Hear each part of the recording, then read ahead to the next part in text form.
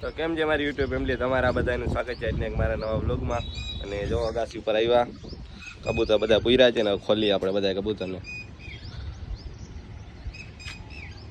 બધા કબૂતર બાર નીકળી ગયા ને સીધા ઘઉં ખાવા માંડ્યા। જો બે દોનો ઉપર બેઠા છે ને થોડાક અંદર છે।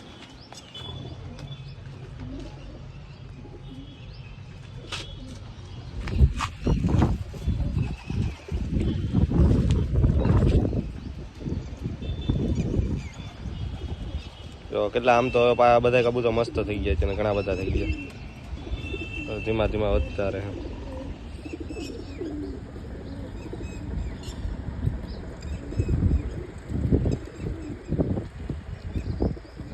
બાકી કેવા બાપ પાખડા ઊંચા કરે।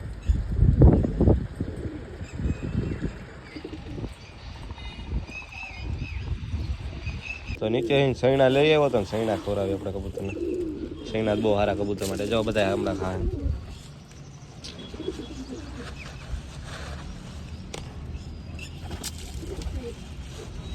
જો બધા કેમ ખાય સૈણા।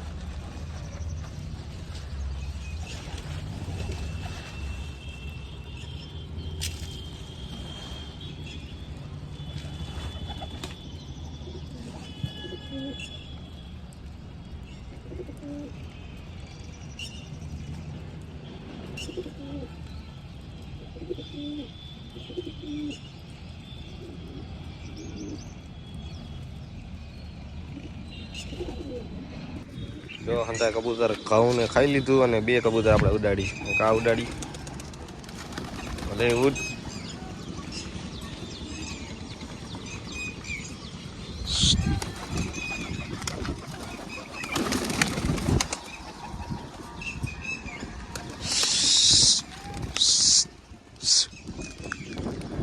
ઉડાડી દીધા આપણે, બે જ ઉડાડો આપણે। તો જો હમણાં કહે કે આસમાનમાં ચડી ગયા બે બે। મોટો ઘેરો ઉડાડું ને તો બાજ આવી જાય સીધી, આ બેને જ ઉડાડો આપણા જે। એટલે કે આ બધા ઉડેવા જ છે આપણે કબૂતર। હવે આપણે આ બે જ ઉડાડ્યા છે।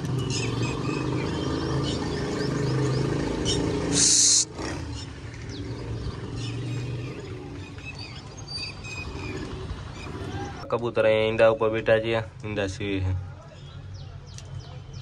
અને બાકી બધા બારોબાર છે।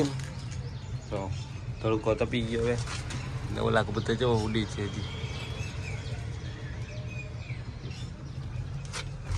હવે થોડોક ટાઈમમાં પાછા આપણે પહેલાં હતા એવા કબૂતર થઈ ગયા છે અને હવે આ પેટી કાઢી નાખવાની છે, બચ્ચા થઈ ગઈ ને પછી એવી સફરજનની પેટી મૂકી દેવી છે અને લાદી ફીટ કરવાની થતી નથી, કેમ કે અત્યારે આપણે ઉનાળામાં વાંધો ના આવે પણ શિયાળો અને ચોમાસામાં બહુ તકલીફ થઈ, બહુ ઠંડી થાય ને એ માટે।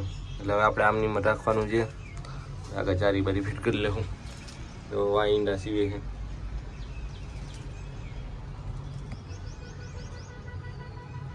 તો આપણે બધા કબૂતરને ખવડાવી પીવડાવી લીધું અને આ વ્લોગ તમને કેવો લાગ્યો કોમેન્ટમાં જણાવજો। નવા હોય તો સબસ્ક્રાઈબ કરી નાખજો, લાઈક કરવાનું ભૂલતા નહીં। આવા જ નવા વ્લોગમાં મળ્યા ફરી પાછા। Bye bye.